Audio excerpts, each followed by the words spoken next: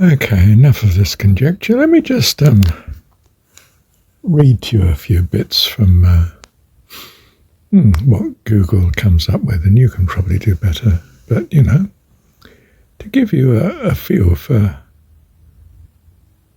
what goes on here. Let's see.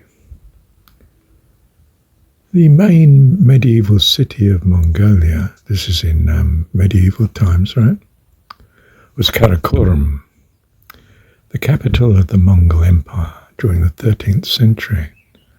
Other significant historical urban centres and ruins from the medieval period also existed, primarily in the Okhon Valley. Key medieval cities and settlements include Karakorum, founded by Genghis Khan as a military base around 1220 and developed into the formal capital of the Mongol Empire under his son, Ogadai Khan, probably pronounced that wrong of course, in the 1230s, serving as a major political, cultural and economic hub.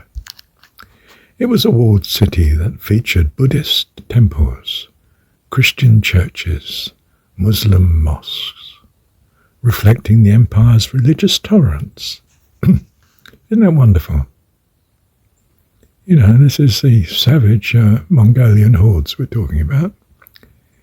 Its ruins are located in the present-day, I'm not going to pronounce that one, province adjacent to Erdene Zoo Monastery. Avaga. This was the earlier capital of the Camargue Mongol Confederacy in the 12th century, and Genghis Khan's initial headquarters before establishment of Karakorum. And then another one, Kara Balgasun. This city, whose name means Black City, was the capital of the earlier Yuga Khaganate from the 8th to the 9th centuries. Its substantial ruins are also in the Okhon Valley, highlighting a long tradition of urban centres in the region. Karakotta. This fortified city thrived under Tangut-led Western Shi dynasty and was an important Silk Road trading centre. It was captured by Genghis Khan in 1226 and continued to flourish under Mongol rule before its abandonment in the late 14th century. The ruins are now located in the modern-day Inner Mongolia, China. Bas-Hot, a significant 10th century Khitan city located in Kelen River Valley. The Mongol Empire also established other important cities outside of modern-day Mongolia as their empire expanded, such as Chengdu, the summer capital of Kublai Khan. Dadu, modern-day Beijing, the final capital of Yan dynasty, established by Kublai Khan. Old Sarai and New Sarai, capitals of the Golden Horde, located in modern-day Russia.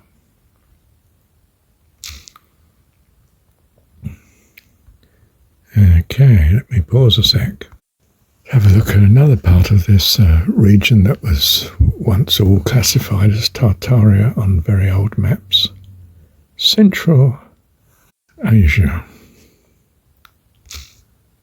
Where are we? Central Asian cities blend ancient Silk Road history with Soviet influences and modern development, featuring major hubs like Tashkent. And most of these places are in places like Uzbekistan and Kazakhstan, okay? Almaty and Astana, Bishkek, Dushanbe, Ashgabat, Uzbekistan's Samarkand. Oh yes, we've done that one, haven't we? Bukhara and Khiva. Major cities: Astan, the modern futuristic capital. Almaty, former capital, largest city, known for mountains and vibrancy. Karagandi, major industrial centre. Simkent, large southern city. Kyrgyzstan, Bishkek, capital, access to the Soviet charm. Osh, ancient city of the Ferganan Valley. Tajikistan, Dushanbe, the capital, nestled in mountains with Persian influence. I bet it was. Khujand, historic city on the Darya River. Turkmenistan, Ashgabat, unique white marble capital known for surreal architecture I can imagine. Uzbekistan, Tashkent, capital, blend of modern and historic Silk Road life. Samarkand, legendary Silk Road cities with stunning Islamic architecture. Fergana, Andijan, Namagan, key cities in the fertile Fergana Valley. Key characteristics: cities like Samarkand and Bukhara were crucial centres on the Silk Road, ancient Silk Road. Modernity: Astana, Ashgabat showcase striking modern ambition. Nature: cities like Almaty and Bishkek are gateways to stunning mountains and lakes. How lovely.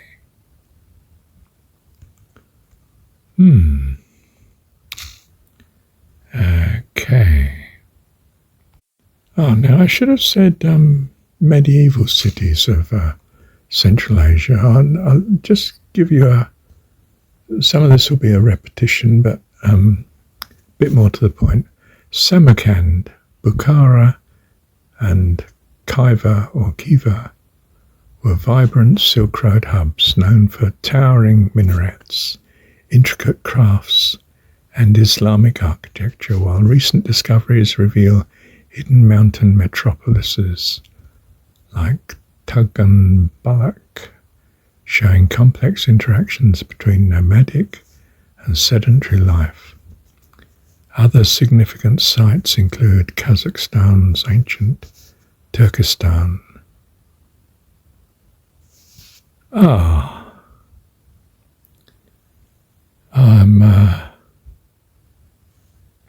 I'm no specialist in this area, and that's why I'm just reading Google. But the obvious has just hit me. What happened to the people of Tartaria? Do you really think the Muslims stopped at the Persian Empire? I don't think so. I think they would have brooked no opposition from a peaceful Tartaria.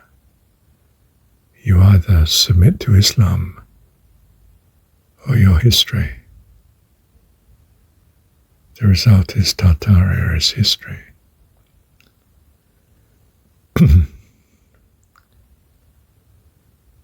I wonder, is that how they got wiped out?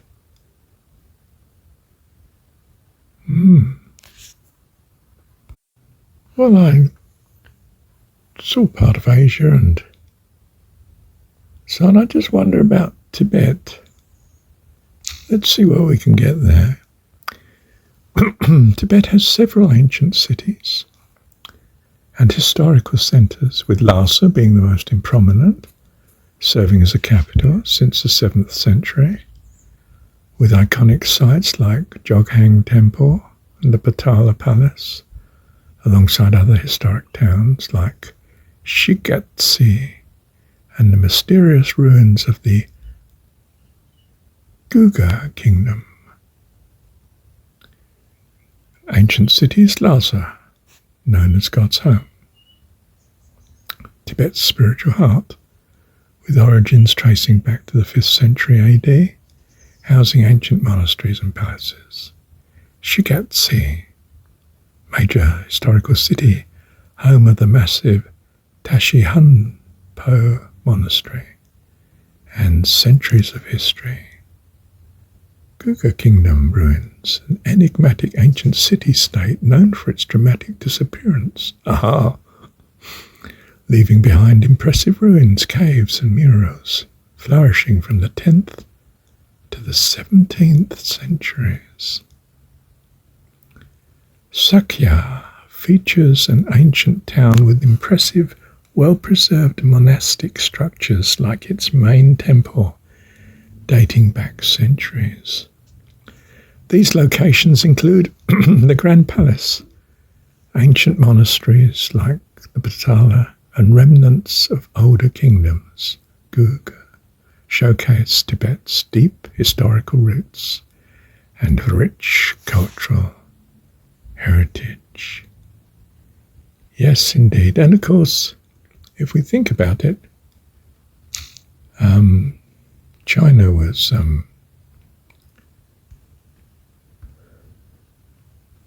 another one we should look at, because a lot of the land would have, well, it just included the Chinese Tartary, as it was referred to in more recent maps. So, medieval Chinese cities. So we're talking about the region on the old maps that were on, oh, sorry, slightly more recent than the oldest, before Tartaria just vanished from the mapping profession.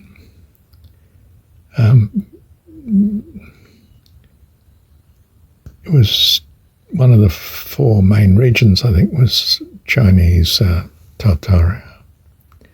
So if we talk about medieval China, we're talking about Tartar influence and occupation, and, well, it's the other way around, really. I think Chinese have extended their boundary beyond the Great Wall, of course. It's now in the middle of China, isn't it? But that was meant to be the frontier against these savage people that generally marauded the Chinese kingdom from the Chinese point of view. But they weren't savage at all, were they? Listen to this. Grand populous metropolises like Chang'an, Xi'an, and Kaifeng and Hangzhou. Centres of art, trade, imperial power, sophisticated urban planning, massive walls, bustling markets, vibrant cultures showcasing impressive scale, organisation with capitals shifting through dynasties like Song, Tang and Yan. This video, there's a video there. Urban planning, cities were often grid planned, administrative, residential and commercial zones, massive defensive walls. Capitals like Chang'an, Linan housed over 1 million people, making them the world's largest urban centres. Economy, major cities with vital trade centres, especially along the Silk Road, Grand Canal, flourishing markets. So we're talking about, I don't know how much of China was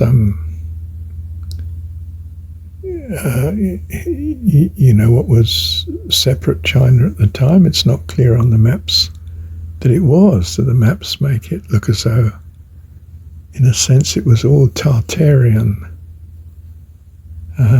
They were simply different regions that had quite a bit of independence, I think. Don't know. Culture and power. They were centres of imperial courts, scholarship, arts, religious life. grand palaces, temples, libraries.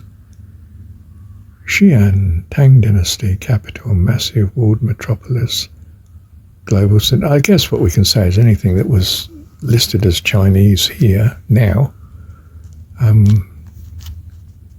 was Tartarian then, or Chinese early history, whatever you like to call it. But the point is it existed, and the rest of the world, the Western world, pretends it knew nothing about China, really. It was a closed country, but I think we did. Certainly our map people did anyway, cartographers they called. Global centre of culture and trade. Kaifeng, Northern Song capital, famous for its vibrant Koan complex infrastructure, bustling night markets. Hangzhou, Southern Song capital, known for its beauty, canals, rich merchant class. Nanjing, the Chinese history is easily what we could call Tartarian if you pick the Tartarian age. It's like saying, early English history. It's when the Romans were there. Well, it was very Roman, but it was part of their empire then. Other significant capitals serving various dynasties reflecting different periods of Chinese power. Nanjing, Luoyang, and of course the capital, Beijing. Pingyao, well-preserved example of traditional walled city from the Ming dynasty, showcasing urban planning. So they weren't just political centres, but dynamic hubs of innovation, trade, culture that shaped medieval China and influenced the world. So there we are. If you put these countries together and simply name it Tartaria, then Tartaria existed. And where are these cities in Central Asia now? Well, so many of them listed here, especially the ones in Central Asia, just vanished, didn't they? In ruins now. They go up to the last mentioned is somewhere around the 14th century. And then what? And what did it leave? Did it leave buildings that were just a bit like pyramids? They just last. Clean them up again. You don't know how to use them because you don't know the technology of the place. You sort of camp in them as pygmies compared to the original occupants, perhaps. Have we wiped from the history book the mention of giants? Well, not entirely. No, it's in the folklore, it's in the legends, and it's in the bones that we dig up too. It's estimated that there's something like 10,000 giant specimen bones registered with the I've forgotten what it's called. Anyway, in America, and that's just from North America, just North America alone, or probably just the USA. They claim there's no record of them left now. It's a bit amazing, isn't it? Don't get me wrong, there probably isn't, but one would like to know what happened to the records. You can't tell, can you? You could hardly hold the present people responsible, couldn't you? Got nothing to do with it. They just inherit the place. Okay, well, just to make you realise, those cities on the ancient maps, they existed. In fact, the Silk Route relied on them existing, and they more than existed. They were wonderful specimens, by the looks of it, of culture and urban life. That's what we mean by Tartaria. And perhaps it was such a peaceful coordinated group of regions that didn't have the pomp and the noise of being an empire. It didn't need to have. It wasn't crushing its subject people like our Western view of what empires had to be. And what happened to them? Was it natural disaster? Was it invasion? Was it their own technology? Or was it a failure of their technology? Was it even something like